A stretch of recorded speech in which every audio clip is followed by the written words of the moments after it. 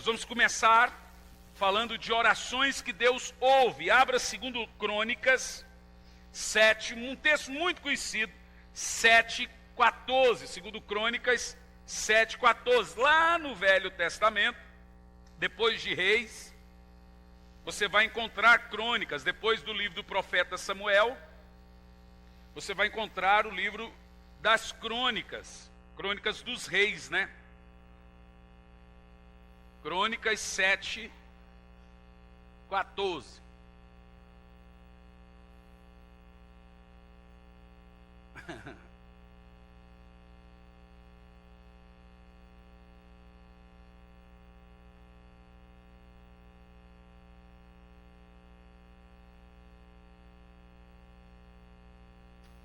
Olha o texto.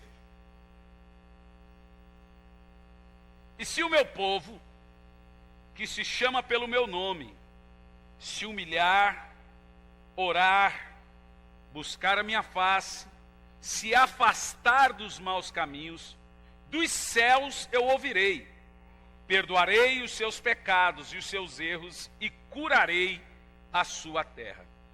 Olha o verso 15, que texto poderoso. De hoje em diante, os meus olhos estão observando e os meus ouvidos atentos às orações que serão realizadas neste lugar. Esse texto é poderoso demais. De hoje em diante, Deus está dizendo, de hoje em diante, eu vou ouvir todas as suas orações. Senhor, fale conosco, que não seja eu quem fale, mas que seja o teu Espírito. Fale com a sua igreja, fale com o seu povo. Nos ensine, nos instrua, Pai, em nome de Jesus. Eu olhei aqui, eu pensei que era a Isabela, cabeluda igual a minha filha, até o tamanho é igual. Olhei de longe e falei, meu Deus, estão deixando a Isabela fazer barulho aí. Olha de longe como que não parece. Só que ela é japonesinha aí, ó. Que coisa mais linda.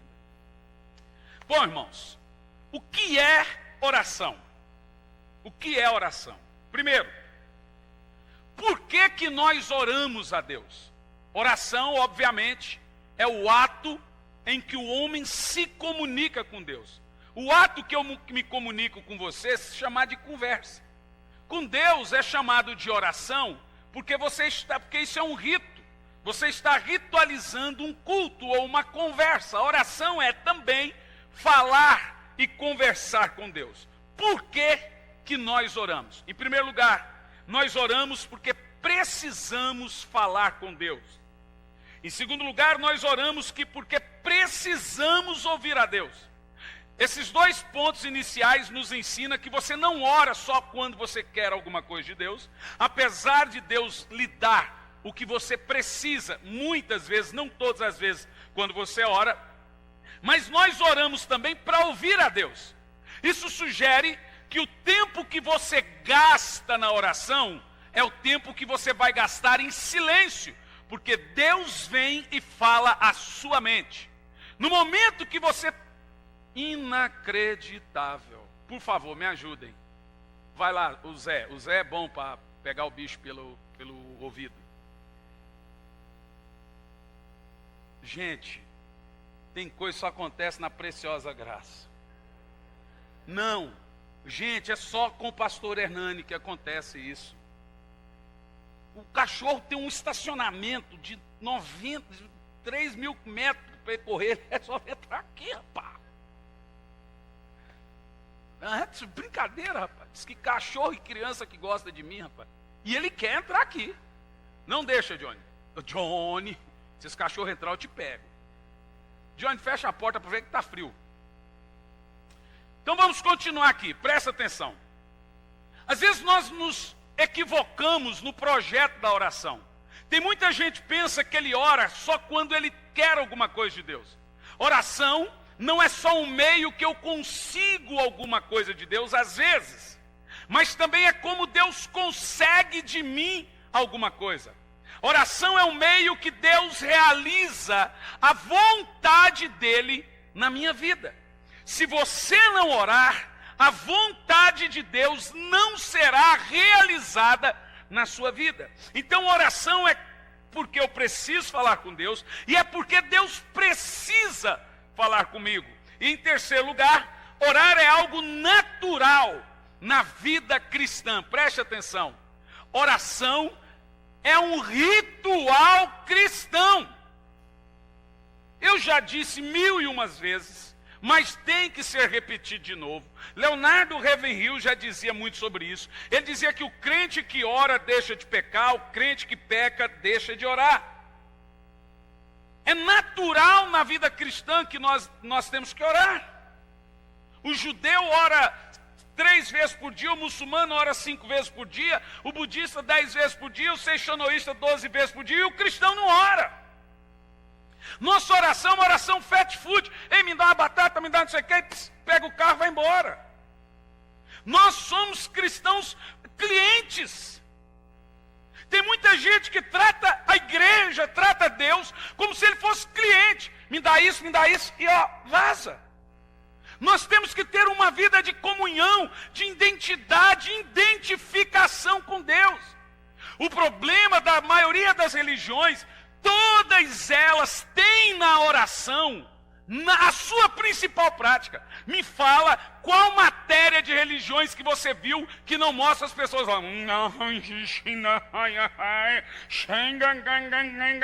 Quem nunca viu? A oração normalmente é o principal e a principal prática de todas as religiões. Ressalto, eles têm deuses mortos, mas o trata como se estivesse vivo.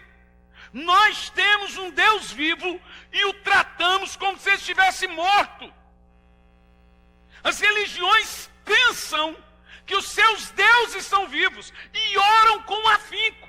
Oram tanto que essa foi uma das brigas de Elias com os 400 profetas de Baal. Ficaram o dia inteiro orando.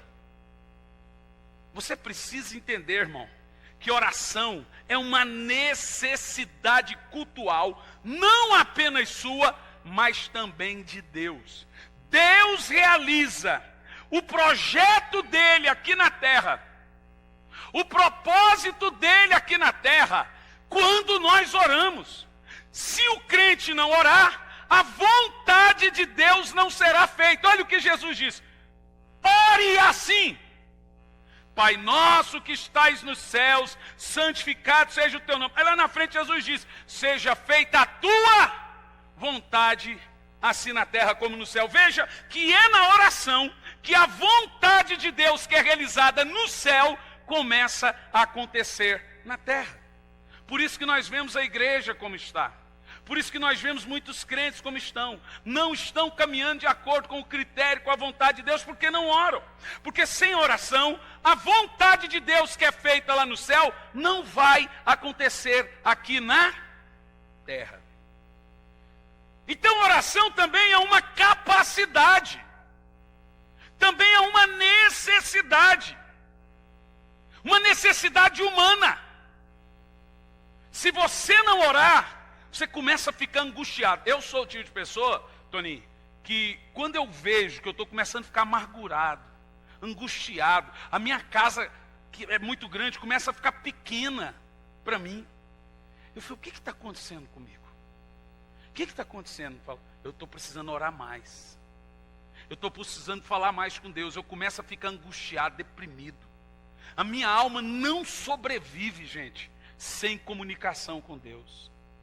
Eu não sei como tem crente que consegue sobreviver sem se comunicar com Deus. A minha alma não sobrevive sem o amado dela. Eu tenho que falar com Deus. Se eu não falar com Deus, o pior de mim sai para fora. Eu tenho que matar alguém. O pior de mim, gente, é eu explodindo. Eu e o mundo. Porque eu conheço, o meu temperamento é fora do comum. Então eu tenho que estar falando com Deus, eu tenho que estar de bem com Deus, para eu estar de bem com a minha família, para eu estar de bem com minha casa, para eu estar de bem com todos. Nós temos que orar, porque a oração é uma necessidade física, é uma necessidade emocional de cada crente. Quando nós oramos, irmãos, nós desejamos estar perto de Deus. Agora, quando você não ora, você está mostrando que você não tem vontade de se comunicar com o Criador. que você não tem vontade de estar perto de Deus, nós não seremos bem-sucedidos em nossa fé, em nosso culto, em nosso cristianismo, se não colocarmos em nossa vida diária a prática, escute bem, diária a prática da oração. Em João 15:15, nos ensina que o próprio Jesus orou muito, em Mateus 26:36, o próprio Jesus orou muito antes de realizar os seus milagres. E Jesus declarou em João 15:15, sem mim nada podeis fazer. O que Jesus disse? Mais alto? Agora veja, Jesus disse que você não pode fazer nada, absolutamente nada sem Ele. Como que nós conseguimos viver sem orar? Por isso que nós tomamos decisões erradas. Por isso que nós compramos, vendemos, casamos, descasamos, porque não falamos com Deus. Se tudo que nós fizéssemos na vida, falássemos com Deus antes, muitas coisas seriam evitadas, muita dor, muitas viagens, muitas mudanças seriam evitadas e não iríamos sofrer tanto. A oração é a prova de que o ser humano pode aproximar-se de Deus. E a Bíblia diz em Isaías 65:24, que Deus tem prazer em ouvir as nossas orações. Vamos ler esse texto, é um texto muito bonito. Deixa aí marcado Crônicas, depois nós vamos voltar nele. Vai em Isaías 65, no verso 24.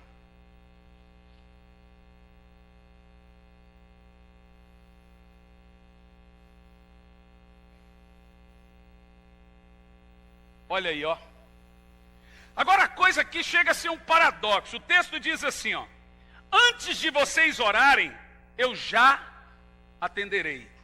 E ainda estarão orando, e eu já os terei ouvido. Veja que Deus sabe o que você quer, mas Ele exige que você, mesmo assim, ore.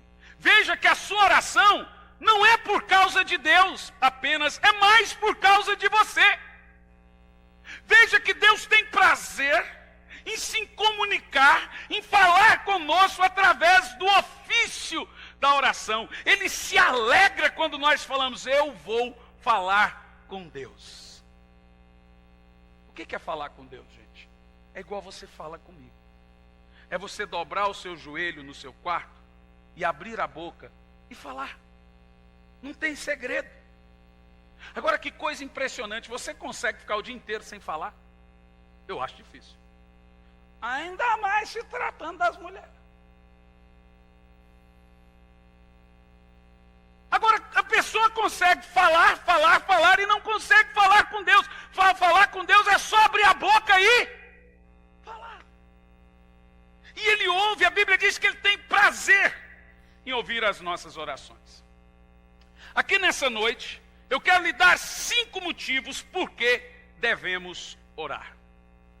5 motivos porque você tem que ter uma vida de oração constante. Uma vida de oração diária. Primeiro motivo, para não pecar contra Deus. Primeiro livro do profeta Samuel, capítulo 12, verso 23. Vai lá atrás de Crônicas. Lembra que eu te falei? Samuel, Reis, Crônicas. Primeiro livro do profeta Samuel. Esses dias eu ouvi uma música, o pastor Samuel teve pesadelo com essa música. A musiquinha falava assim, ó: Samuel, Samuel, Deus te chama lá do céu. Diz que o pastor Samuel ficou sem dormir. Ele foi no aniversário da Isabela, ficou 3 horas tocando essa música da Aline Barra. Samuel, Deus chama lá do céu. Samuel estava assim, meu Deus, meu Deus, meu Deus, meu Deus. Não, meu pai, não. Primeiro Samuel... 1 Samuel 12, verso 23, diz assim, ó. Presta atenção, olha o profeta Samuel dizendo aqui, ó: quanto à minha pessoa, longe de mim pecar contra Deus, deixando de orar por vós. Eu vos ensinarei o caminho do bem e da justiça. Percebeu que é pecado deixar de orar? É pecado deixar de orar pelos irmãos. No domingo aqui oramos por irmãos que estavam doentes. Oramos pela Franci, oramos pelo Danielzinho, oramos pela Emily, oramos por outros irmãos que precisavam de oração. A Bíblia diz que deixar de orar uns pelos outros é cometer um pecado, e um pecado contra Deus.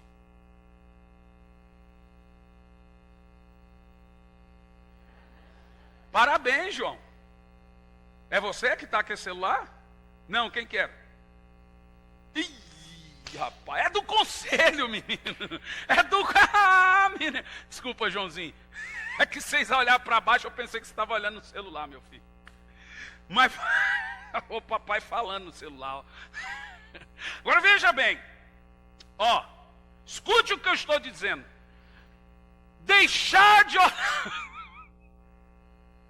O conselho está rindo aqui, ô Luiz. Diz que vai para a reunião do conselho, Senhor. Ó, deixar de orar uns pelos outros, irmãos, é pecar contra Deus. Deixar de se preocupar com a necessidade alheia é pecado. Quando você dobra os seus joelhos em casa, quando você estiver em casa orando, querido, você deve se lembrar daqueles irmãos que põem os seus nomes na hora do pedido de oração. Senhor, às vezes você não lembra do nome. Senhor, eu oro. Samuel disse que ao cometer um pecado, deixar de orar é um pecado contra Deus. Oração, gente, não é coisa de religioso, não. Oração é coisa de gente crente, de gente que ama a Deus, de gente que cultua, gente que se importa com Deus, gente que quer ter um relacionamento com Deus. É inevitável, meu querido, é inevitável que se você não orar, a igreja vai começar, você vai pensar que a igreja tem problema. Aí daqui um pouco você desanima com a igreja, daqui um pouco já não é mais igreja, daqui um pouco todas as igrejas têm problema, daqui um pouco você começa a ir para a internet, põe um defeito em tudo que é igreja, e o defeito está em você. Porque é isso que acontece com as pessoas. Porque você vai se desanimando, o culto vai ficando chato, o louvor vai ficando chato. Por quê? Porque quando você tem uma vida de oração constante, você tem vontade de ouvir um louvor, de cantar a Deus, de ouvir a palavra. Quem concorda comigo? Jesus disse que um abismo chama outro abismo.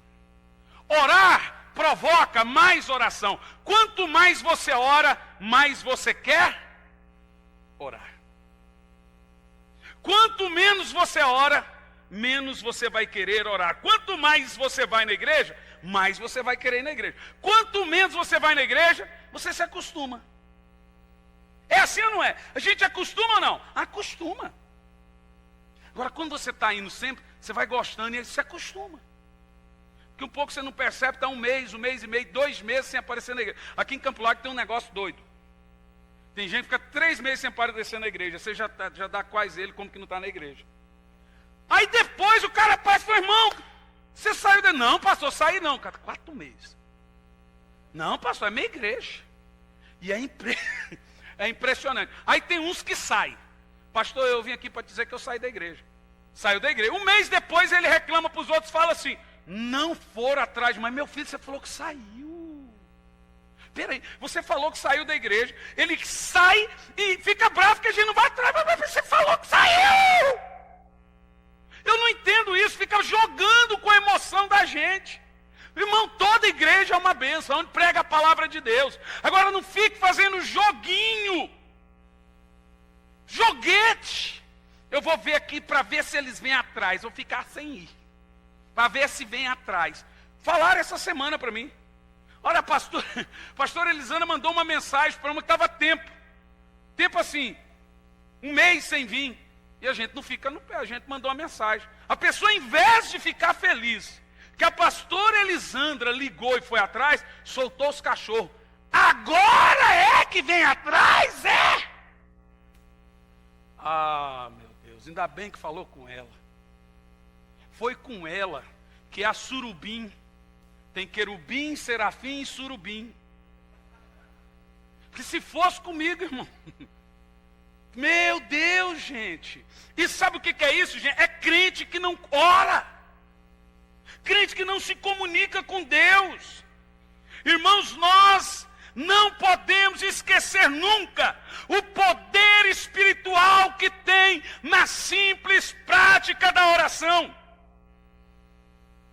Veja, você precisa vencer o pecado, e você só vence o pecado orando. Você precisa vencer seus piores medos, seus piores pesadelos, o pior que há em você, sua emoção deturpada, e você só consegue isso orando. Ninguém alcança vitória sem orar. E nós estamos no tempo da graça. Isso significa que não há mais aquele sacerdote que pega o seu problema e leva para Deus. Isso significa que você tem acesso a Deus. Isso significa que não tem mais alguém que ora no seu lugar. Tem alguém que ora com você, não no seu lugar. O véu do tempo se rasgou. Isso significa que você tem que falar com Deus. O sumo sacerdote hoje não sou eu. O sumo sacerdote hoje é Jesus. Você tem que falar com Deus. Se você não falar com Deus, nós não teremos comunhão. Inevitavelmente, o que há de pior em você vai começar a aparecer. Você vai cair. Segundo, por que devemos orar? Para vencer as tentações. Veja aí Marcos 14. No versículo 38. Mateus, Marcos. Agora já no Novo Testamento. Antes eu estava não abrindo muito, mas como tem muita gente nova na igreja, as pessoas têm que aprender a manusear a Bíblia. Então a gente passou a abrir de novo, para elas aprenderem a manusear a Bíblia. Inclusive, eu louvo a Deus por alguns irmãos, a gente às vezes vê e não fala, mas às vezes é bom falar. Trabalhos excelentes. O Luiz, quantas pessoas você está trazendo no domingo, meu querido? 20 irmãos. Você vê que Deus já está enviando o pastor Zé para a África, que esse é um trabalho que o pastor Zé sempre fez. E Deus está levantando. E vê como que isso é importante, irmão. E na van dele, ele está trazendo pessoas que se batizaram agora, né, Luiz? Se batizaram domingo. Vamos aplaudir o Senhor. 20 irmãos. Faça isso, irmão. Ô, irmão, se você não souber a alegria que me dá isso. Isso é tremendo. Segundo, por que nós oramos? Marcos 14, 38. Diz assim, ó. Veja, vigiai e orai, vírgula, para não cairdes em tentação. Pois de um lado o espírito está pronto, mas por outro lado a carne continua fraca. Olha, veja bem, viu que texto poderoso? O texto aqui não está dizendo que a carne é fraca no que tange ao pecado, e nem o espírito é forte no que tange ao pecado. O texto e o contexto aqui é sobre oração. O texto aqui está dizendo que a carne é fraca no que tange a oração e o espírito ainda está pronto sempre para orar. O texto indica, para quem aí pensa que não consegue orar, que a hora que você abrir a boca, o seu espírito ele já tem uma chavinha automática pronto para orar. Significa que ninguém precisa aprender a orar, é só começar. O espírito está sempre pronto. Ó, o cachorro de novo, esse cachorro está endemoniado. É um sangue, meu Deus. Ó, ô Zé, você que tem essa cara de bravo, fica na porta ali, Zé. O cachorro tentou entrar aqui, ó. Agora é outro. Gente, que coisa, Jesus. Que coisa. Tá difícil, hein, antes. Fica aí, Zé. Só não morde o cachorro, Zé. O último cachorro que mordeu o Zé morreu. Uma cobra mordeu o Zé e a cobra morreu, gente. Não estou brincando não, é sério. Não é, Zé? Eu não vou morder o Zé nunca. Olha o que Jesus fala, presta atenção. Vigiai e orai. Sabe o que a Bíblia diz, Anderson? Se você não tiver uma vida de oração, você vai cair. Quem não ora, cai nas tentações. E nós somos tentados constantemente. Quem aqui é tentado sempre? Às vezes você é tentado em vários tipos de coisas. Você é tentado a enfiar a mão na orelha de um. Você é tentado a xingar um. Você é tentado a destratar um, a humilhar um, a pôr para fora, que está até ao lado, está até aqui. Você é tentado. Você é tentado às vezes a pagar de mau testemunho. Você é tentado às vezes a cair no pecado sexual, a cair no pecado moral. Nós somos tentados constantemente. Você é tentado a murmurar, você é tentado a negar a Deus, você é tentado a questionar a Deus. Irmãos, nós passamos por dezenas e dezenas e diversas tentações constantemente. Jesus, para ser tentado, ele orou 40 dias e jejuou 40 dias e noite. Nós somos tentados todos os dias e não oramos. Somos melhores do que ele. E eu estou falando do Verbo encarnado, Filho de Deus. Jesus, sabendo que ele seria tentado, ele foi levado pelo Espírito Santo ao deserto para ser tentado. Para isso ele orou e jejuou. Por causa disso ele orou e jejuou. Nós somos tentados constantemente e não oramos. Está explicado a raiz das nossas fraquezas? Qual é a raiz das nossas quedas em tentações? Qual é a raiz dos nossos pecados? Qual é o início das nossas fraquezas? A Bíblia diz, ela diz. Abra Romanos, capítulo 8.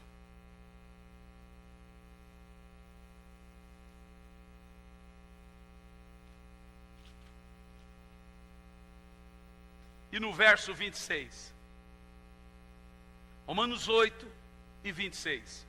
Eu aqui agora vou revelar a vocês o porquê nós às vezes murmuramos tanto pela nossa carne, murmuramos tanto pelas nossas fraquezas, murmuramos tanto pelos nossos pecados, mas eu vou revelar qual é a raiz da sua fraqueza. Já ouviu aquele negócio de matar o mal pela raiz? Quem não confessa a tentação, confessa pecado. Quem não vence a tentação, que é a raiz do pecado, não vai vencer o pecado. Olha o que diz o apóstolo São Paulo em Romanos 8 e 26. Do mesmo modo, o Espírito nos ajuda em nossas fraquezas. Somos fracos ou não? Quem nos ajuda em nossas fraquezas? E qual é a raiz da nossa fraqueza? Porque não sabemos orar como deveria. Está aí. Você percebeu que as nossas fraquezas, seja elas quais forem, se consistem no fato da nossa péssima comunicação com Deus? Aí não adianta, irmão, passar a vida reclamando de você mesmo, reclamando da sua natureza, reclamando dos seus pecados, reclamando daquela oscilação espiritual. Uma hora o irmão está se supimpa, você fala, agora vai. Agora ele vai. Que um pouco...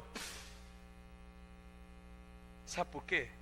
Porque a espiritualidade de muitas pessoas é fundamentada na emoção dela. Então, quando ela está bem emocional, ela está na igreja, o louvor dela, ela está bem com Deus. Porque a espiritualidade dela é fundamentada na emoção. Quando ela está ruim emocionalmente, ela está ruim com Deus. Mas quando a sua emoção não dirige a sua vida, e sim o seu espírito, a sua comunhão com Deus dirige a sua vida, não significa que você não passará momentos ruins emocionais. Significa que quando você passar momentos ruins na sua emoção, a sua oração te deixou forte, e aí você vence. A Bíblia diz, vigiai e orai, para não cair em tentação. O crente que ora não cai. O crente que não ora, cai. Há um tempo atrás, eu vi uma ex-pastora. Posso falar o nome dela, porque ela já deu essa declaração para o Brasil todo, por nome Lana Holder. Pregava nos congressos, com milhares de pessoas, falava forte, falava grosso. Ela agora vem e diz que nunca deixou de ser lésbica, que ela nunca conseguiu vencer a fraqueza dela, que já expulsaram o demônio. Eu vi aquela ainda é aquela Tami, que tem até barba agora, que tirou o busto, que agora ela se sente homem, mas ainda é mulher. Mas eu vou te dizer uma coisa, gente, ficou um homem muito feio. Ela disse que a mãe dela levava ela na igreja e fazia até expulsação de demônios, vocês ouviram isso? Mas ela nunca conseguiu vencer a fraqueza dela. Alana Holder disse que tentou de tudo, mas nunca conseguiu vencer a fraqueza dela. Veja, é essa vida de derrota moral, espiritual, emocional que muitos crentes estão vivendo. Tem gente que não é para o lado do homossexualismo, lesbianismo, mas é para o lado, não pode ver um rabo de saia, ou é para o lado da mentira, não pode ver um dinheiro que já pega. Entendeu? Todo mundo tem as suas fraquezas. É essa vida de derrota e de fracasso que boa parte dos cristãos estão vivendo. Por quê? Por causa da sua comunicação ridícula com Deus. E o apóstolo São Paulo deixa claro que qualquer nível de fraqueza que temos, se consiste, a raiz delas, ou dela, está no fato de não orarmos. Se você não orar, você nunca será um cristão constante. O apóstolo São Paulo fala que tem cristão espiritual e cristão carnal. Os carnais, ele chama de meninos na fé. São aqueles que nunca crescem.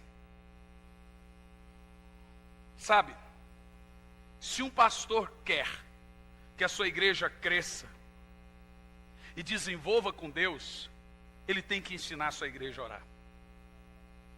Porque a oração faz o crente maduro. Toninho, você tem quanto tempo de convertido? Fui eu que te ganhei e eu que te batizei. Você tem a idade da igreja de conversão. O nosso presidente do conselho. Ele se converteu na inauguração da igreja.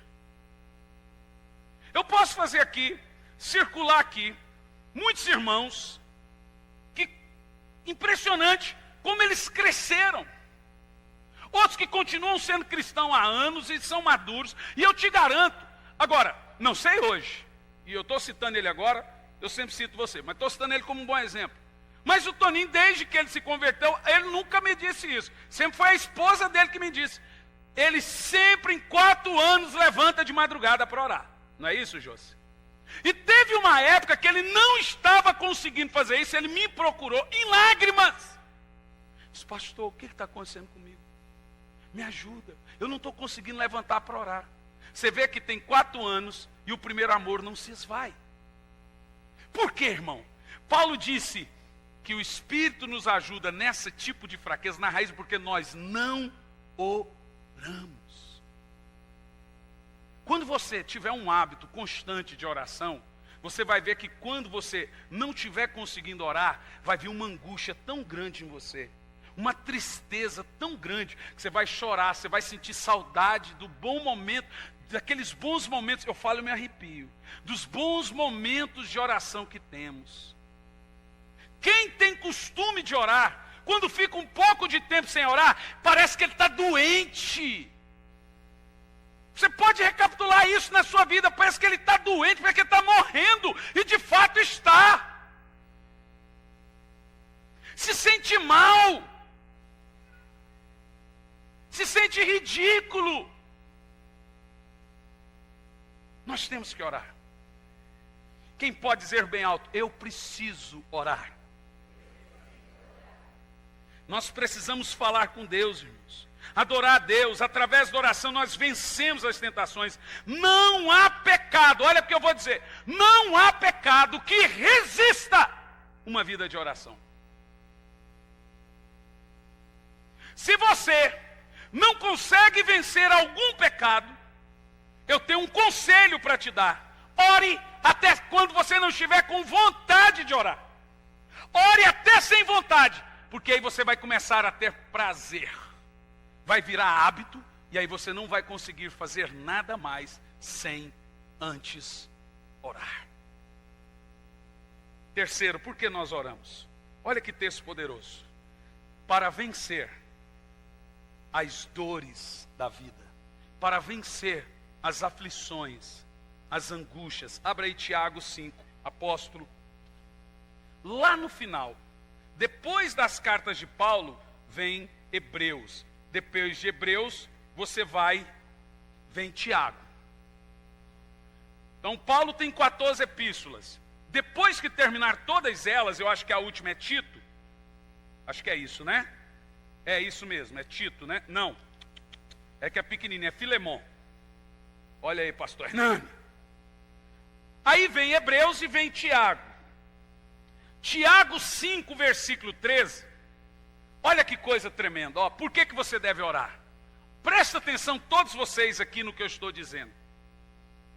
Está alguém entre vós sofrendo? Oh, aleluia. Eu vou fazer essa pergunta aqui. Tem alguém aqui nessa noite passando? É 5,13 de Tiago. Não, desculpa, é. Não, é 5,13 mesmo. Eu falei certo, né? Então é isso mesmo, então vamos lá.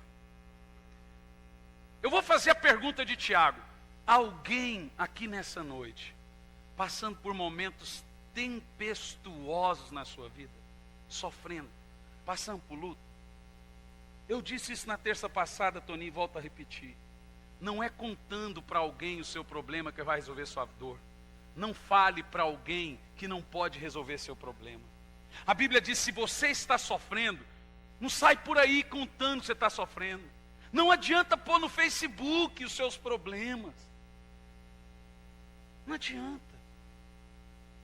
Mas às vezes até eu gosto quando os irmãos escrevem, que eu vejo que os irmãos estão passando. A Bíblia diz que quando você está sofrendo, quando o cristão está sofrendo, o que ele faz? Murmura. O que ele faz? Sai por aí tentando desesperadamente de todas as maneiras, procurando recursos. Não, se alguém está sofrendo, faça uma oração. Ore. Ore. A oração deve acontecer no exato momento da sua dor. No exato momento da dor, é uma hora que a oração, irmão, Deus tem um negócio com gente que sofre e ora. Irmão, Deus tem um negócio com o momento da nossa dor. Quando você vai na Bíblia, foi nos momentos de dores das pessoas, quando elas derramaram a sua alma. A Bíblia diz que Deus se cansa das palavras. Malaquias diz, vocês cansai o Senhor com as vossas palavras. Mas a Bíblia diz que Deus não resiste o nosso quebrantamento. Olha, Deus é tremendo, Deus não resiste quando você mistura a oração com clamor. Isso é chamado de oração suplicante. É quando aquela mulher disse para o sacerdote ali, não estou bêbada, estou derramando a minha alma perante Deus. Oração suplicante é você chorar para Deus. É misturar as palavras com as suas lágrimas. Irmão, essa é a oração mais poderosa da Bíblia, é suplicar. Está alguém sofrendo? Ore! Ore! Se você não aguenta mais a dor, chore para Deus, leve para Deus a sua dor, aprenda a falar com Deus, irmão.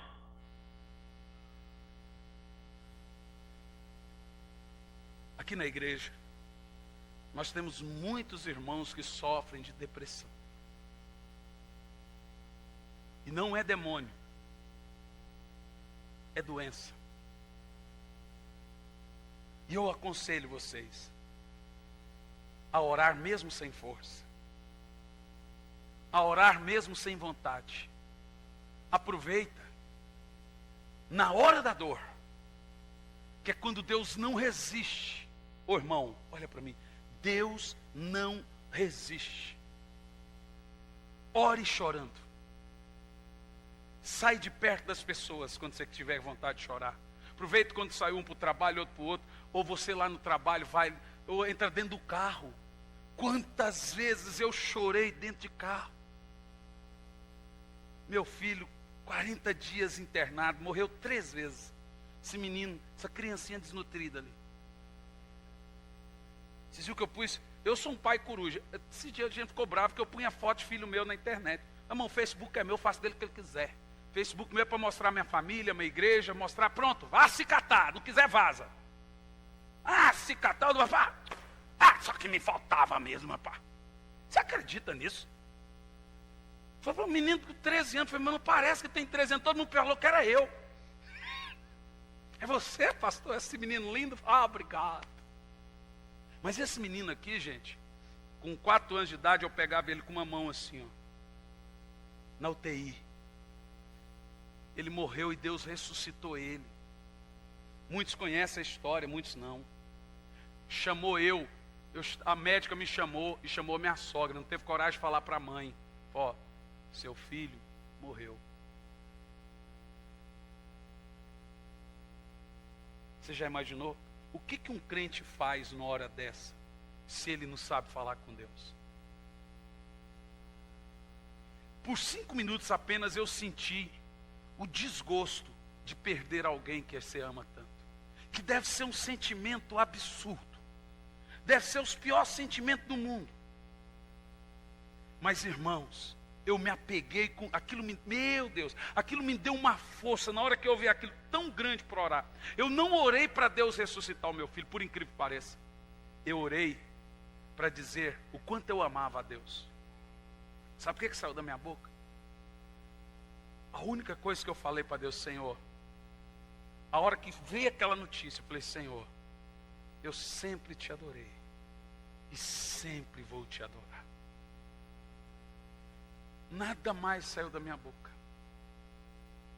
E ainda disse mais, falei: Satanás, nem tentado eu fui por questionar a Deus.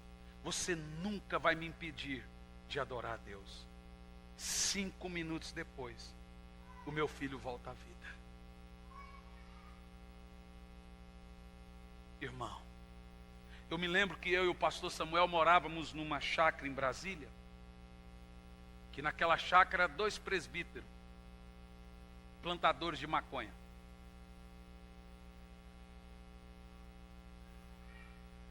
Pastor Paris e Dona Margarete separou, esparramou os filhos para uns cantos. Eu e o pastor Samuel fomos ficar na chácara de um casal de diáconos da igreja dele, que ele não sabia que, assim, distribuía umas droguinhas. E a gente foi descobrir estando lá. Eu, um pouco mais velho, só um pouquinho não, 1 ano, né? 2 anos, não parece, né? 2 anos mais velho que aquela coisinha desnutrida ali. Pastor Samuel muito criança e eu protegia ele. Hoje ele fala bem, mas antes não saía nada da boca dele, gente. Olha, você tinha que interpretar o que ele falava. Então você falava para ele falar cantando, porque aí... Mas dava dó. Dó, era de dar dó. E aí ele, com essa cara dele de Bolt, as pessoas têm dó de fazer mal para ele. Assobrava para mim. Não, você tem cara de mal, vamos debuiar o cacete no você. Eu fui ficando cascudo com a vida. Aí, o camarada queria que a gente trabalhava feito um condenado, arregando aquelas porcarias daquelas drogas. A polícia baixava lá e o pau comia, menino. A gente tinha que quebrar. Na época em Brasília era ali na Águas Claras, né? Tinha um monte de sítio que foi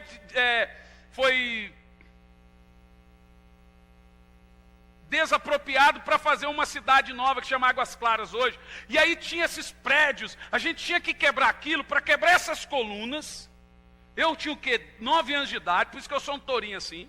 Ele é porque comeu muito, eu é porque quebrava a coluna. Eu tinha que pegar, gente, com 9, 10 anos de idade, uma marreta de 5 quilos, para quebrar o concreto, para tirar o ferro e vender, para fazer dinheiro. Serviço escravo. E se não fizesse, o que acontecia com você? Comigo, né? Apanhava e apanhava muito. No soco, no chute, no pedaço de pau. Aí um dia eu revoltei, rebelei. Falei: não faço mais nada aqui. Então não vai comer. Aí o Samuel, sabe o que ele fazia? Ele pegava, comia. Ele pegava o primeiro prato e levava para mim escondido comer.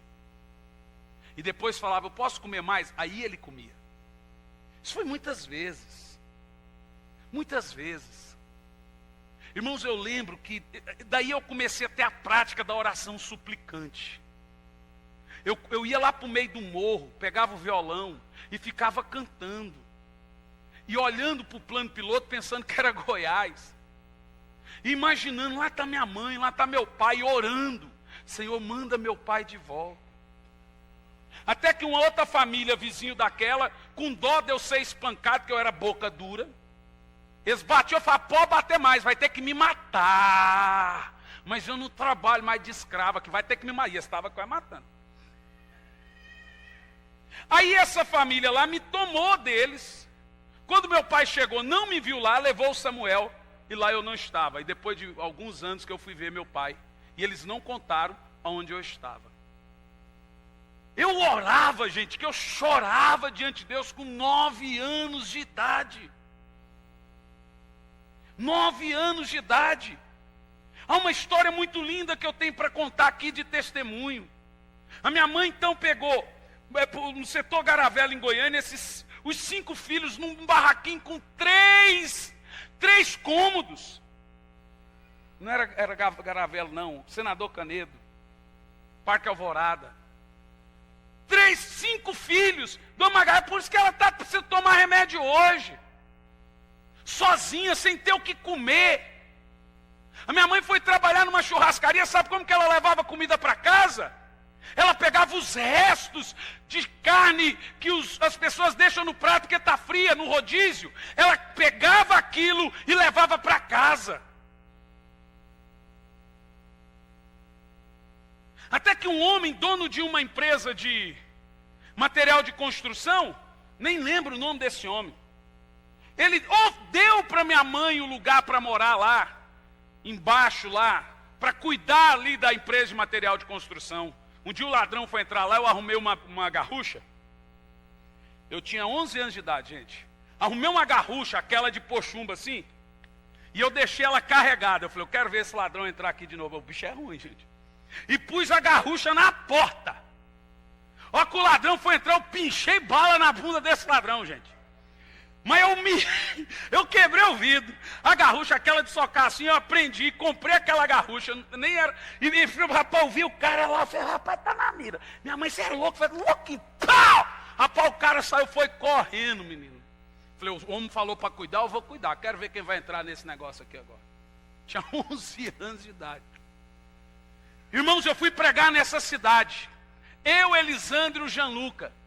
Há cerca de 2 anos atrás, no Parque Alvorada. E lá tinha um homem cego. Esse homem, antes que pôs a minha mãe para morar lá, ele dava leite para nós. Deixou a gente morar lá de graça. Lá tinha um homem cego. E eu vi aquele homem cego. Falei, vem aqui o senhor, que eu quero orar para o senhor. E eu orei para aquele homem cego. Quando aquele homem enxergou, ele começou a chorar. Eu falei, qual é o nome do senhor? Ele falou o nome dele. Do que o senhor faz? Ele falou, sou dono de uma empresa de material de construção. Eu falei, aonde? Eu falei, não é possível. Ele falou assim, quem é você? Eu falei, sou o Hernani. Ele lembrou, não, você é filho da dona Margarete? Eu falei, eu sou filho da dona Margarete. Esse homem que era cego começou a enxergar na hora. Aquele homem que um dia arrumou uma casa para nós ficarmos, que levava leite para nós, anos depois agora estava sendo curado da cegueira, de um câncer, completamente curado, Deus sendo grato. A Bíblia diz que quem dá pão para comer ao necessitado, o Senhor vai multiplicar os seus ganhos. Tudo que você planta, você colhe, irmão. Eu olhei para minha esposa em lágrimas. Falei, meu Deus, esse homem aqui era aquele homem que deu a casa para nós morarmos. Ele agora cego, está sendo curado. Esse homem chorou. Falei, o meu sonho era saber que fim levou os filhos da dona Margarete. Pois bem, eu vou falar para o senhor que fim levou. Todos são homens de Deus. Nenhum está morto, nenhum virou bandido, nenhum virou marginal. Você não sabe o poder que tem a oração suplicante. Orar com lágrima. Porque quando você ora com lágrima, você ora com sinceridade. Não tem fingimento na dor, gente. Não tem fingimento no sofrimento. Aproveite o momento da dor para clamar ao Senhor. Tiago diz, quem está sofrendo, faça uma oração.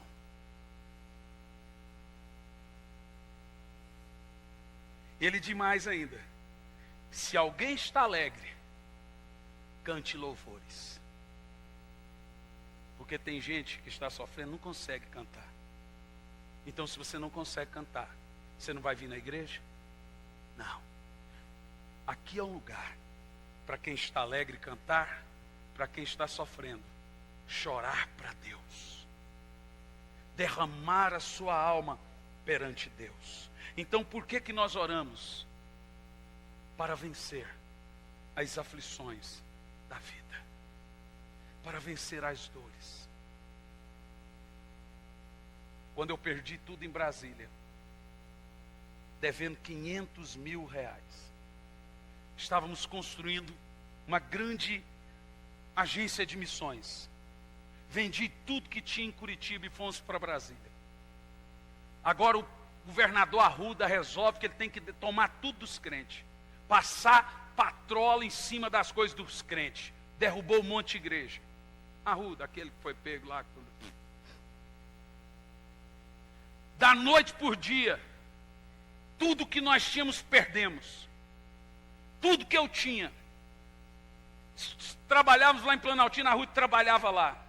Perdemos tudo, devendo R$500 milhão.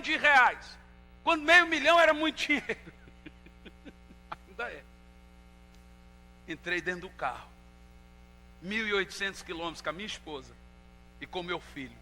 E vim dirigindo sem parar. 1.800 quilômetros. Chorando. E disse: Senhor, o Senhor me tirou do nada. Eu vim do nada. Eu vim da miséria. Passei fome. Fui espancado. Sofremos tudo que não podíamos. Como criança. Amadurecemos antes da hora. Agora eu volto sem nada. O banco levou o carro. Quando chegou em Curitiba, o banco buscou o carro. Era um Ford Fusion. Sem nada. Devendo R$500 milhão. Eu vim orando de lá até aqui. Hoje não devemos um centavo para ninguém, gente. Não tem problema que não se resolva com a oração suplicante. Aprenda a levar os seus problemas para Deus. Aprenda a chorar diante de Deus. Aprenda a não se distanciar de Deus na hora da dor. A não deixar divino culto na hora da dor. Aprenda a clamar. Aprenda que a maior vitória que existe, ela acontece quando você não faz nada em se tratando de atitude, mas quando você faz muito num quarto trancado de joelhos, reparando suas trincheiras, pedindo perdão para quem tem que pedir, consertando com quem tem que consertar, primeiramente com Deus, buscando aonde você errou. A Bíblia diz: procure saber aonde você caiu e comece de novo. Irmão, eu vim aqui para te dizer que Deus é um Deus de recomeço. Nada está perdido. Aprenda a orar e a chorar diante de Deus. Eu estou aqui entre gente vencedoras. Pare com essa visão de gafanhoto, que é a visão daqueles 2 espias que chegaram lá na cidade de Canaã e disse: nós vimos gigantes, que nós perante eles parecíamos gafanhotos. É a visão de gafanhoto. Tem a visão de gente grande, tem a visão de Josué e Caleb. São grandes, mas podemos vencê-los. Porque maior é aquele que está em nós do que aquele que está no mundo. Você não está sozinho, você não está sozinho. A sua oração, ela é ouvida. Deus está com você. As coisas mudam quando você entende que Deus ouve a oração suplicante. Deus ouve e Ele tem prazer em ouvir o nosso clamor.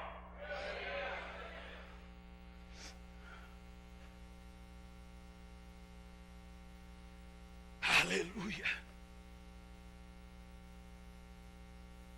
Em quarto, por que devemos orar? Para tremendas mudanças. 5:16 de Tiago.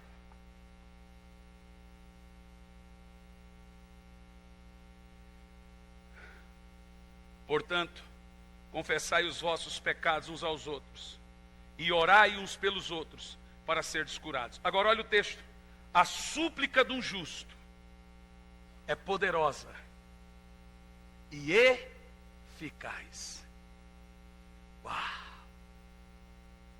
Você percebeu?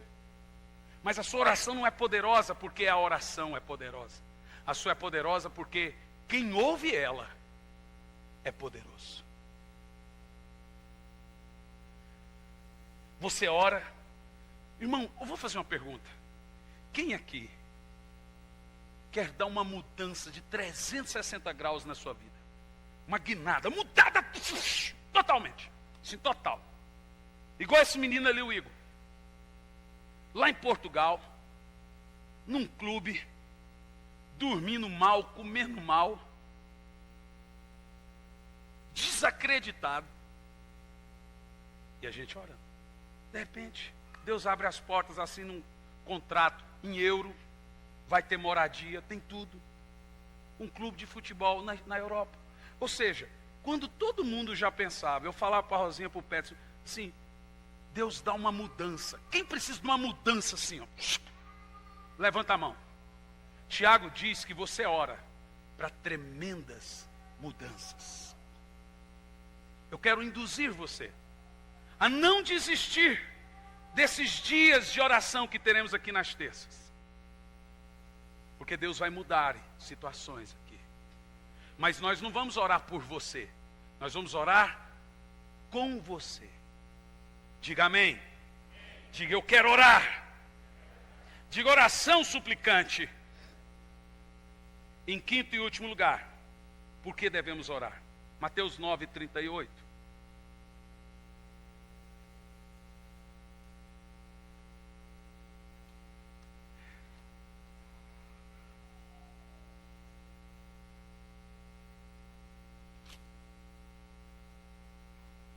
Em último lugar, a Bíblia diz que nós devemos orar para o crescimento da obra de Deus. 9:38 de Mateus diz: por isso orai ao Senhor da seara e pedi que Ele mande mais trabalhadores para a sua colheita. Então você tem que orar. Olha, irmão, esses 5 pontos de oração você não deve esquecer. Ore para que o evangelho cresça. Ore, a Bíblia manda orar por Jerusalém. A Bíblia manda orar uns pelos outros. Orar para que o Senhor mande missionários. Ore pela sua igreja para que Deus toque no coração das pessoas para que elas sejam fiéis dizimistas. Numa igreja séria igual a nossa, com mais de 400 irmãos, se todo mundo fosse dizimista, você ia ver o que a gente ia fazer com o dinheiro dessa igreja. Se a gente faz com pouco, Leco, Toninho, Luiz, aí, os irmãos do conselho aí. Imagina se nós tivéssemos o dobro disso. Se nós construímos igreja na África, imagina se nós tivéssemos o dobro disso. Mas eu já percebi que tem que orar, não dá para ficar malhando em ferro frio. Então ore. Eu tenho orado, Senhor, quebranta esses irmãos. O Senhor sabe que nós levamos as finanças da igreja a sério. O Senhor sabe que a gente não brinca. Quebranta os irmãos. Revela, Senhor, a eles o coração deles, que ninguém vence o Senhor no dar, que em vez deles perderem, eles vão acrescentar. A gente tem orado. Que nós conseguiríamos fazer muito mais. Muito mais. Muito mais. E como se deve orar? Eu vou te ensinar em uma frase. Como se deve orar?